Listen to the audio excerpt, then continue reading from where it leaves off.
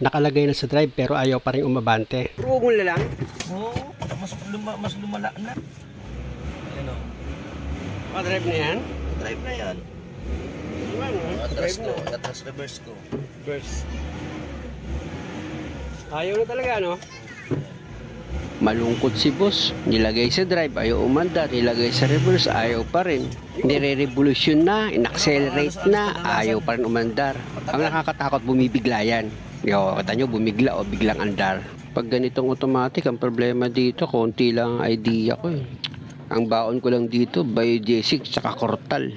Kaya pag hindi ko to nakuha sa biodiesel o kaya sa kortal, uuwi ako dito luhaan. Gagamit ako ng Baxel sa number 12, i-drain ko muna itong ATF niya mga boss. Pag konti lang yung tumutulo, ibabalik ko rin yung drain plug niya. Ang gagawin ko dito mga boss, kaya tatanggalin ko itong oil pan niya, i-check ko yung filter niya dito sa loob ng transmission. Pwede kasing barado na yon dahil sa dumi, at syempre naman pati itong ATF niya papalitan ko yan. Pero itong filter dito sa transmission, kung okay pa naman, lilinisan ko lang yan. Dahil nga sa nabanggit sa akin ni customer na napalitan na daw itong filter niya dito sa transmission. Kaya lang, taon na rin daw lumipas mula nung napalitan. Kaya i-check ko yan mga boss kung tama naman itong filter niya dito sa transmission. Ang gagawin ko dyan is lilinisan ko na lang talaga kung wala akong makikitang diferensya.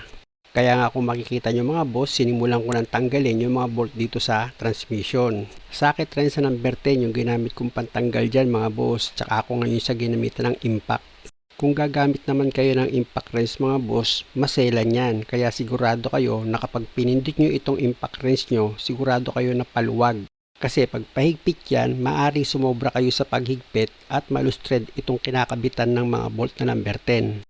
Kaya hanggat maaari, i-manual nyo na lang kung hindi kayo sanay gumamit ng impact wrench. Sakit lang naman na number 10, extension at ratchet ang gagamitin yung panluwag. At pag natanggal mo na itong mga bolt dito sa oil pan niya, gamit ka ng flat screw mga boss. Isiksik mo yan sa pagitan ng duktungan ng oil pan mo at ng transmission. Kumbaga sa gilid niya. Ayan kung nakikita mo yung ginawa ko, di ba mga boss? Tsaka ako sinikwat pababa itong oil pan. At pag naibukan nyo na itong oil pan, pwede mo na ngayon gamitan ng kamay mo yan. Hawakan mo itong oil pan. Tapos dahan-dahan mo siyang hilahin pababa. Siguraduhin mo lang may pansalo ko dyan ng langis kasi may laman pa yan mga boss. May tira pa yan. Kaya dapat mag-ingat ka, baka matalsikan ka ng ATF. At pag natanggal mo na itong oil pan, isunod mo naman sa tatanggalin mo dyan is itong gasket niya. At dahil okay na, ang susunod mo naman tatanggalin dyan is itong mga bolt dito sa filter. Number 8 na socket wrench naman ang gagamitin mo dyan. Siya nga pala mga boss, dapat pag nagtatanggal ka ng mga bolt dito sa filter o dito sa oil pan, dapat may lalagyanan ka para hindi ka maka-misplace. Pag wala ng mga bolt sa filter, wow naman natuluan ako. Ano to, barado itong filter? May tutulo pa dyan pero hindi naman dapat ganyang karami. Alam niyo mga boss, ang napansin ko dito, meron siyang parang putik-putik dito sa loob. Yung mga namuubang langis. Kaya gumamit ako dyan ng malinis na basahan, pinunasan ko yan mga boss, kaya lang hindi ko na naipakita sa inyo yung kabuuan ng paglinis ko. Pero nakita nyo naman, di ba? Malinis talaga siya. At dahil okay na, ibalik ko na sa dati niyang position itong filter. At pag nailapat nyo na ng maayos itong filter, pwede nyo na ngayong ilagay itong 6 na bolt na number 8. Pag naipakapit nyo na itong mga bolt dito sa thread niya, tamang higpit lang mga boss. Maliit lang yan, pwedeng malustred siya agad. Alam nyo mga boss, napansin ko dito sa filter niya, barado siya sa dumi. Kaya nga nung tinanggal ko itong filter, ang dami pa nung ATF na tumapon.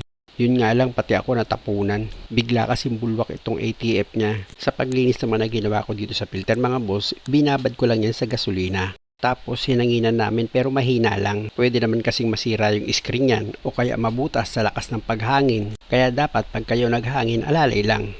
Paintbrush lang at gasolina pinanlinis ko dyan mga boss dito sa oil pan at doon sa transmission. At kung makikita nyo, malinis na itong oil pan niya.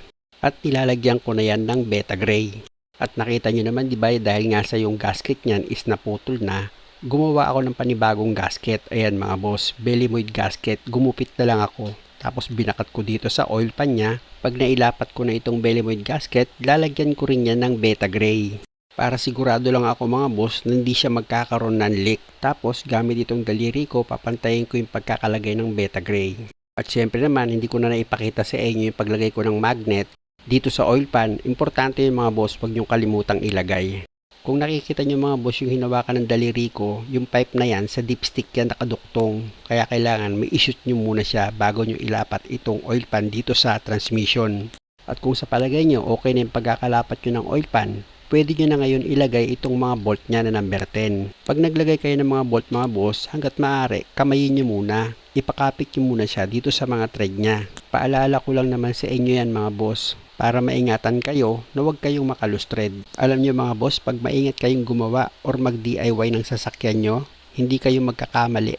Kasi ang mga nag-experience ko, karamihan sa mga nagkakamali is yung mga reckless magtrabaho. Pero pag ang galawan mo is slowly but surely, hindi ka magkakamali nun.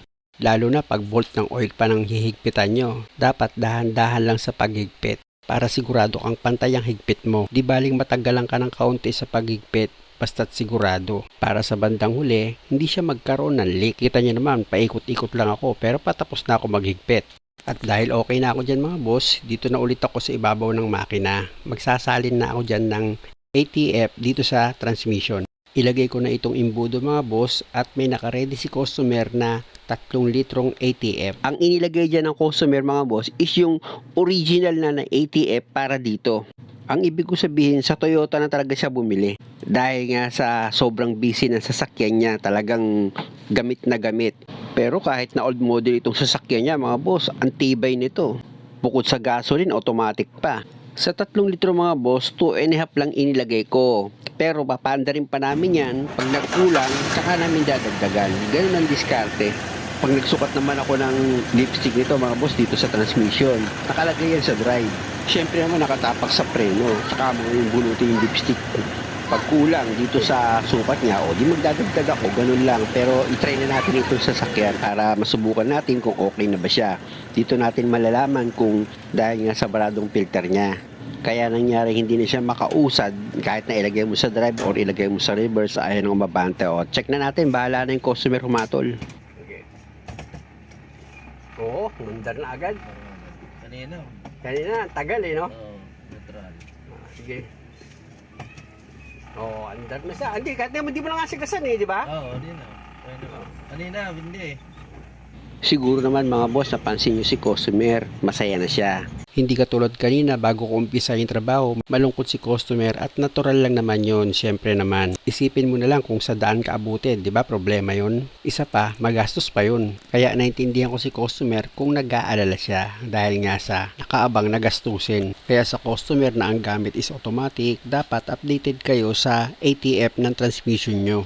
Gaya nito mga boss, dahil nga sa sobrang dumi, itong filter niya dito sa transmission nagbara na. Kaya itong pag-andar niya is delay na. Muli mga boss, maraming salamat sa panonood. Sana nakakuha kayo ng idea. At kung maaari, huwag niyo naman sanang kalimutang mag-subscribe sa channel ko. Maraming salamat.